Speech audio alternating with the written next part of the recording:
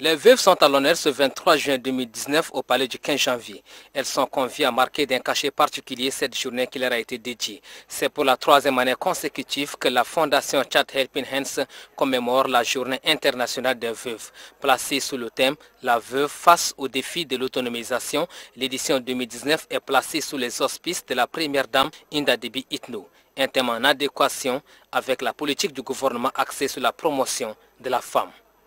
Ma voix est donc la voix de toutes ces femmes qui pleurent en silence sous le poids des injustices de notre société. Mon message est un plaidoyer. Je plaide pour les sans-voix parce que je crois que l'autonomisation est l'une des mesures les plus importantes que puisse prendre notre gouvernement. En permettant à ces femmes d'acquérir des connaissances, on permet à leurs enfants de bénéficier d'une meilleure éducation. En donnant du travail aux femmes, on contribue directement à la croissance de l'économie. Enfin, en assurant une promotion des droits et de l'égalité, notre nation gagnera en justice et en équité au profit du développement d'une société unie et solidaire.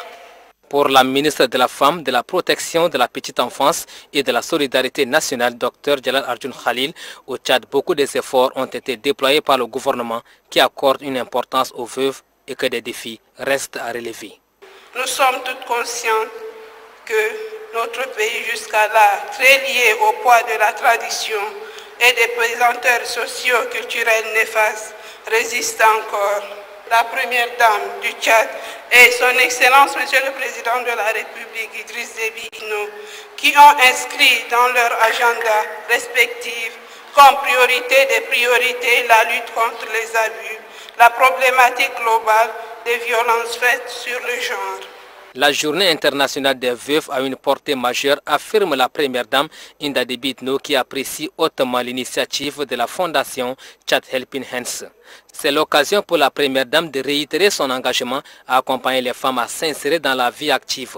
Et ceci grâce à sa fondation, une organisation humanitaire qui assiste les couches vulnérables de la société. Cette journée a permis à la fondation Child Helping Hands de décerner des attestations de reconnaissance aux présidentes de 15 associations de femmes qui œuvrent en faveur de l'amélioration des conditions de vie des veuves. Beaucoup de veuves vivent dans la pauvreté et la précarité matérielle, mais elles ne sacrifient nullement l'éducation et l'avenir de leurs enfants.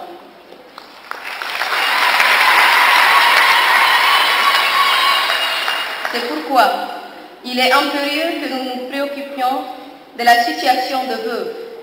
Il ne s'agit pas simplement de l'obligation de pouvoirs publics, qui d'ailleurs assument leurs responsabilités, comme le prouve l'adoption des textes et instruments juridiques en lien avec la protection des veuves. La situation de veuves concerne toute la société dans sa dimension holistique. Les femmes vivent dans nos communautés et le mépris, les frustrations, la violence et l'injustice que vivent beaucoup de veuves sont le fait propre de nos communautés. Mes chères mères et sœurs veuves, je voudrais m'adresser directement à vous en ce jour qui vous est dédié. Comme je vous l'ai dit lors de l'édition 2018 de la Journée internationale de la veuve, on ne naît pas veuve, on le devient.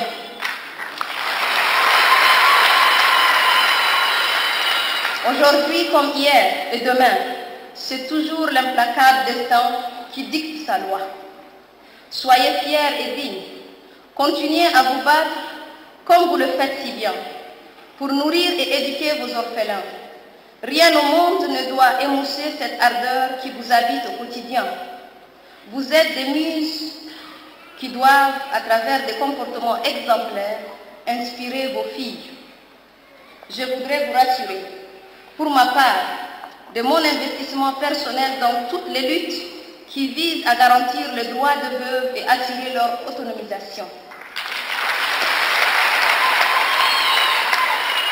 Pour preuve de mon engagement, plus de 500 femmes veuves venant de 40 associations avaient bénéficié d'une formation en activité génératrice de revenus en N'Djamena. Elles ont été outillées et ont bénéficié de financements afin de démarrer leur activité. Bien évidemment, Nous mènerons ensemble cette noble lutte, car tout est à notre portée, si nous conjuguons effectivement nos efforts, et c'est dans l'harmonie et la sérénité.